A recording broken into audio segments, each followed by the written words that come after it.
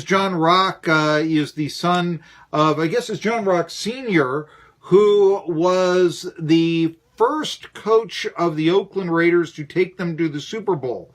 That would have been back in 1967, 1968 in January. So when the Super Bowl was played, it was Vince Lombardi's last game as head coach of the Packers. It was the first game that was called the Super Bowl. The first Super Bowl was the AFL-NFL championship game, and John Rauch's son was a receiver at ETSU a few years later. In fact, that's not the only tie that the Raiders of that era or of long ago had with ETSU. The referee in Super Bowl II was Jack Vest. You know him, Jack Vest Drive, but he was the referee. He used to be a quarterback at ETSU a long time ago, back in the 40s. And also, Al Guy on the Grantland Rice Bowl team. His brother, you know him, Ray Guy, perhaps the greatest punter. And John Rauch's son is on the line with me now, or John Rauch himself, excuse me, same name. But now there was one other tie, and it was the kicking coach that the Raiders had at the time. And he was a very young man, but he went to ETSU, and for the life of me, I keep forgetting his name because he wasn't a big name guy, but you told me about him once. What was the name of the kicking coach of the Raiders back in Super Bowl II with the ETSU ties?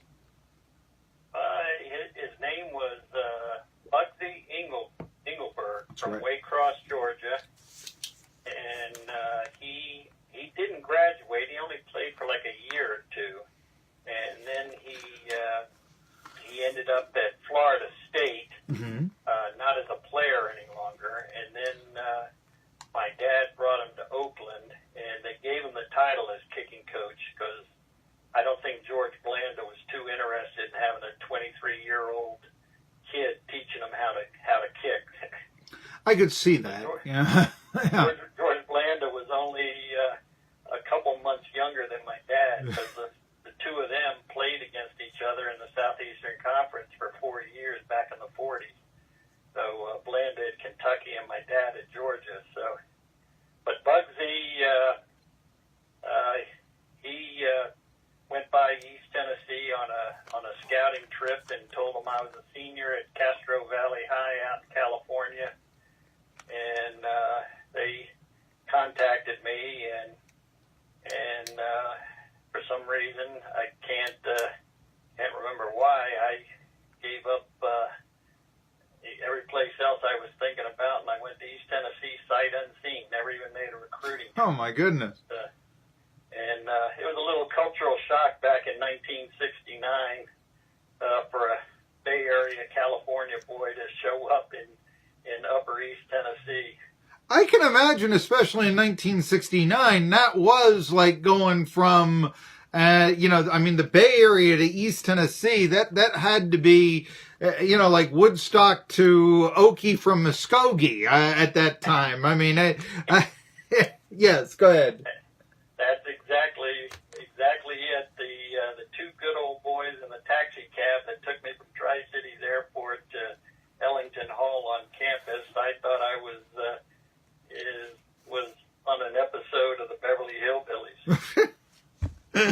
I felt that way sometimes myself, I got to tell you. The man we're talking to here is John Rauch. The reason why Christmas Eve, hey, I was in the Coliseum when they announced our next game will be, it appears that the Oakland Raiders may have played their last game in Oakland if it isn't officially. If by some chance they were to return, sign a year lease to play one more year for their iconic brand to stay the same, well, it would only be one more year. It was the Raiders defeated the Denver Broncos, old rivals, 27-14. I did not know this. There's been, I think, 18 times those teams have met on Monday Night Football, a football season in 2 games. But as you mentioned, your father coached the Raiders in the very first game back at Oakland Alameda-Coliseum. And it looks like it's the end right now of just one of the more iconic brands in American sports. I've got a problem with that. I want to know what you think. What does the Rauch family think of what the Raiders are doing right now? Well,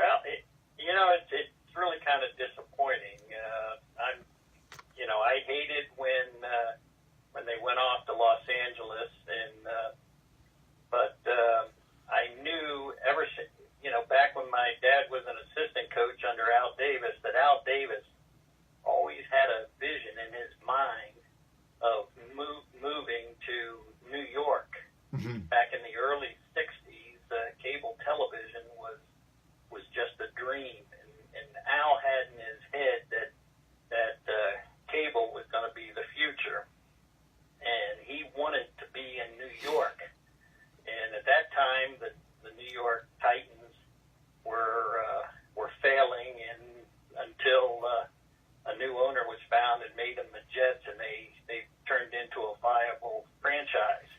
And that kind of threw a monkey wrench into Al's idea of moving the Raiders to New York. But years later, I guess, my dad was long gone by then, but that's where he came up with the idea, well, let's go to the second largest television market in Los Angeles.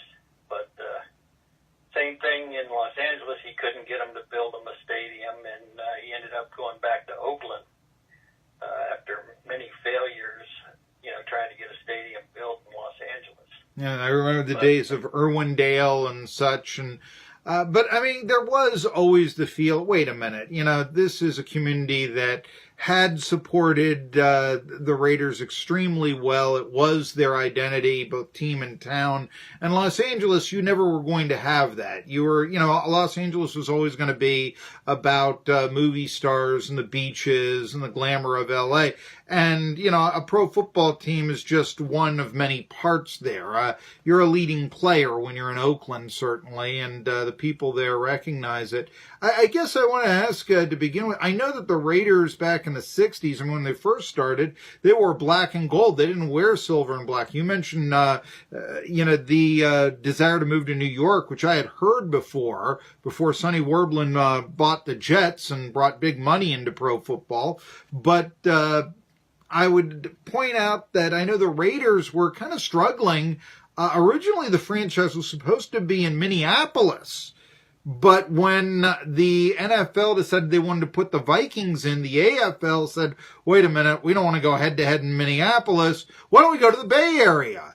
And originally, the Oakland Raiders actually played in San Francisco. They played in Candlestick. They played, I think, in Kezar for a year. And then they played at a makeshift stadium that was hastily constructed in Oakland before the Coliseum was built. Did you by any chance, remember that hastily constructed stadium that served the Raiders in the 60s for about 4 years? I do.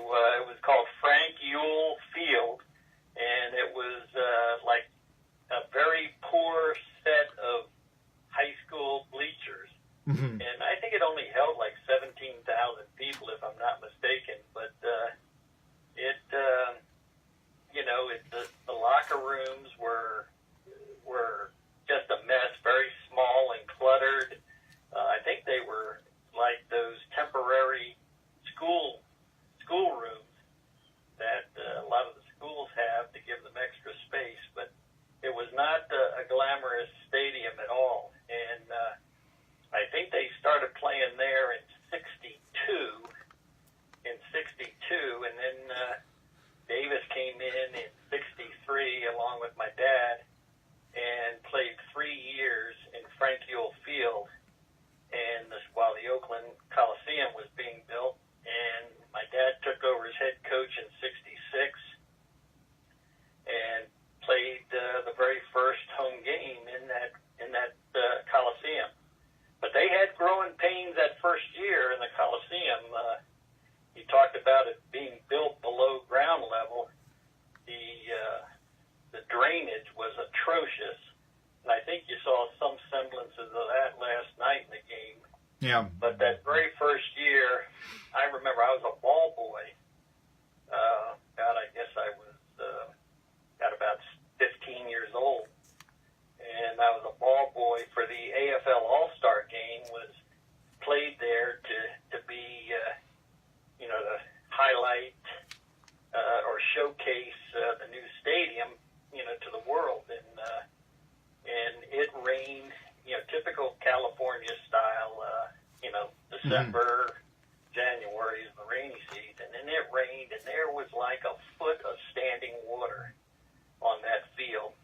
In fact, I don't know if you remember a defensive back for the San Diego Chargers named Speedy Duncan, who you might remember more playing for the Redskins years later, but he got tackled on a punt return, and I ran a ball out to the ref, and the pile had him pinned underneath the water, and he almost drowned. Oh, no.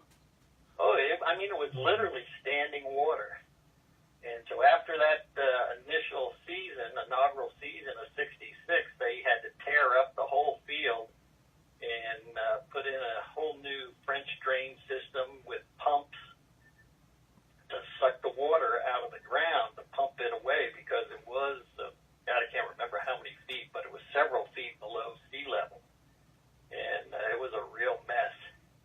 now you mentioned Speedy Duncan over the Hill Gang. I want to say that I want to, in my mind's eye, say that I remember a Duncan on the back of a Redskins jersey watching the old Super Bowl VII highlight film, or something like that.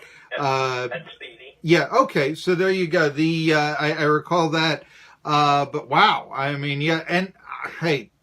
We had mentioned off the air, the Coliseum was actually built, yes, a little bit under the ground. And I mean, it was considered very much a Californian architecture. Now, I don't know that much about California, but that did sound intriguing to me. It also wasn't built for that much money. It was very economical. It was $25 million, which I'm told is less than what $200 million would be like today. Can you imagine building a glamorous sports complex that could have four, I guess, if the Seals ever played at Oracle? I'm not sure if they did, but could you? They did. Okay, yeah. We're talking about the old California Golden Seals of the NHL. We all know the Warriors played at Oracle for a long time in the NBA. Well, it started, but even before then, it was the California Golden Seals were in the World Hockey League, I believe, and the Oakland Oaks were in the ABA. Okay. And I remember as a kid, my senior year in high school, Rick Barry jumped from the Warriors to the Oakland Oaks over a contract dispute and had to sit out a year. And he would work out at the gym in Cal State Hayward, which is now Cal State East Bay University. But I would play basketball with Rick Barry, and what a heck of a ball player he was. And but he jumped to the Oakland Oaks in the ABA until the ABA folded, and then he went back to play with the Warriors again, I believe. Wow, that's impressive. Did he tell you how to shoot free throws underhand? Well, back when I was a kid, that was probably about 50% or more of basketball players did their free throws that way. Okay. I remember, I didn't play basketball in high school with the football in me. I usually would foul out in the first 5 minutes, but I remember, I think I used to shoot them that way when I was a kid. Okay. Well, what we're talking to is John Rauch. His father was the Raiders coach when the Oakland Coliseum opened way back in 1966. That attracted the A's to move to Oakland in 1968, which itself created an incredible mess. Charlie O. Finley did not like Kansas City for whatever reason, and the powers that be, originally the American League was going to expand in baseball in 1971. When the A's moved to Oakland, then the legislators in Missouri said to the American League, we don't want to wait that long for baseball. You're going to give us a team now. The Royals were created along with the Seattle Pilots. Seattle wasn't ready for a big league team. They only had a minor league stadium. They tried to build onto it, but it wasn't a good fit. They lost money, declared bankruptcy. That became the Milwaukee Brewers. So you can see, just how, this long path actually with the Coliseum being built created several franchise relocations in baseball, as a matter of fact. And also, just what did that mean to other communities? Ultimately, you could say that Milwaukee got a team back, that sort of thing. So intriguing there, if you will. But I do want to ask, when it was built, so you said we went from a temporary stadium that looked like a high school field to what was then state-of-the-art. I got to ask, was the airport already built in Oakland? Was it near there? Was the train system?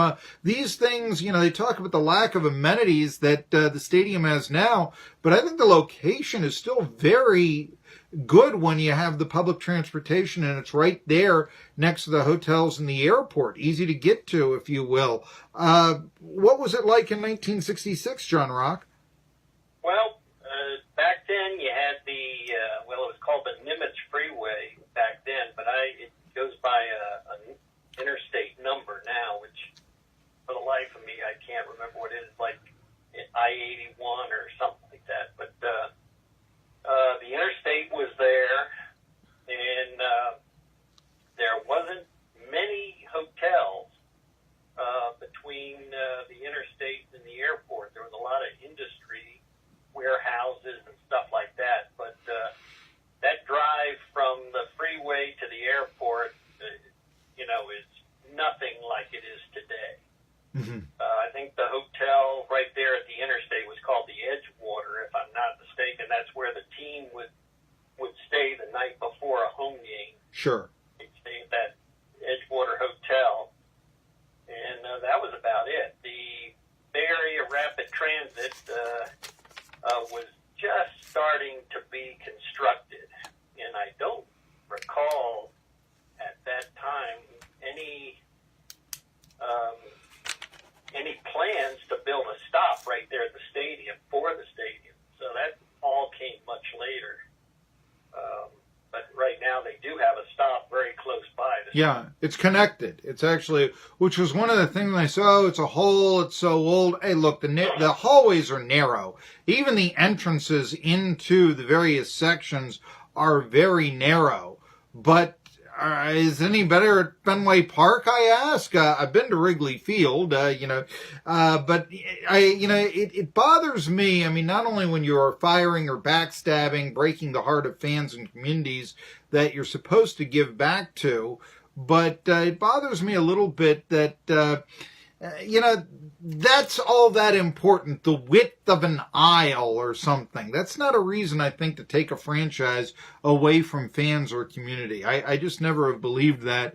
And, new stadiums, they'll be shiny and new. They'll also have much greater ticket prices. You'll have luxury boxes, keeping the rich away from the peasants, and that'll create something more of a cultural divide, which I always thought sports, it was supposed to be that the bank president was supposed to be able to sit next to the farmer, and they were equals at the ballpark. I always thought that was one of the beauties of a place like an Oakland Coliseum or wherever, that you could do that. Anyway, we're talking to John Rauch. One of the things I know that your father found out about how meddlesome Al Davis was, and you've always talked about this to me in the past. He says meddlesome doesn't even begin to describe it.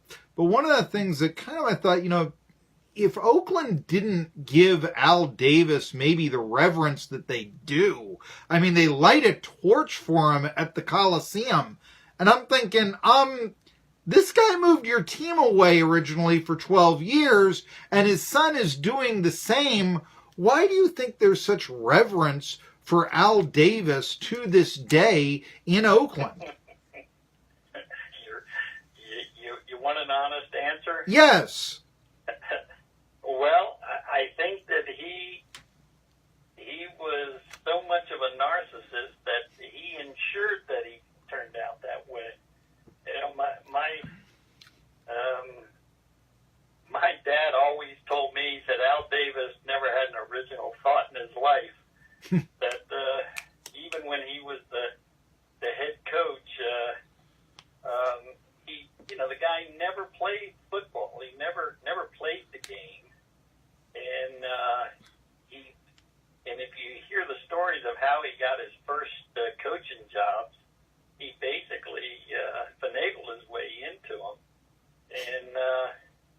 and he hooked his wagon up to some brilliant minds. He learned he learned from Sid Gilman at San Diego and John McKay at Southern Cal for a few years, but he really was not the so-called genius that the moniker is for the guy. I think he owns quite a bit of the media, and that stuff was put out there, to make him like that. When really, I don't think that he really should be wearing the sign of being a football genius. He was a wheeler, dealer, finagler,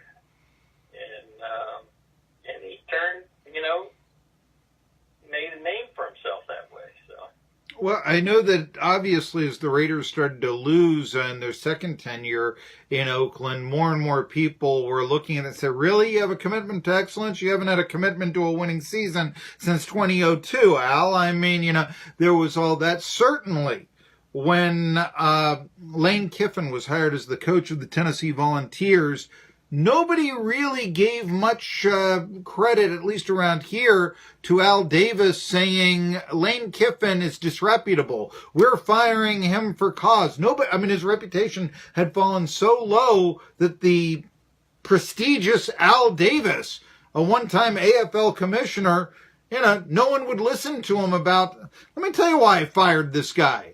And it would come out that in time, hey, Tennessee fans sort of got into the same opinion that Davis had about Kiffin and such. Anyway, there's a lot of talk on what will happen to the Raiders. I know you're not, directly involved with them anymore, John Rauch, but do you have an opinion about where you'd like to see them play in 2019? I obviously, for the romantic in me, would like to see them stay in Oakland for as long as they can. For the lack of amenities, the narrow aisles or whatever about Oakland Alameda-Coliseum, I got to tell you, I mean, there's something about this is a field where the AFL played. This is the field where the Steelers clinched their first conference title. This is the field where, so much football history happened. Football doesn't hold on to its yards like baseball does. Do you have any preference? I mean, a return to Oakland, just get it out of the way and play at UNLV, London like they're talking about. Any idea or preference on your part?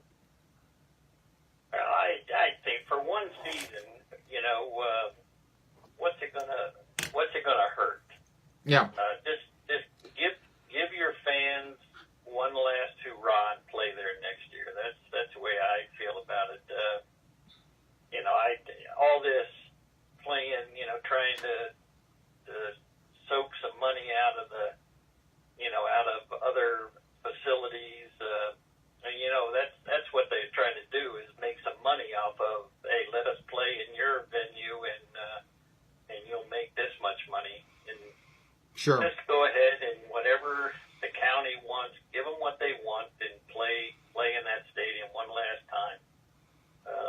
And make a big, they could make a nice farewell out of it for themselves if they played it right. But I know Mark Davis. Yeah, go ahead.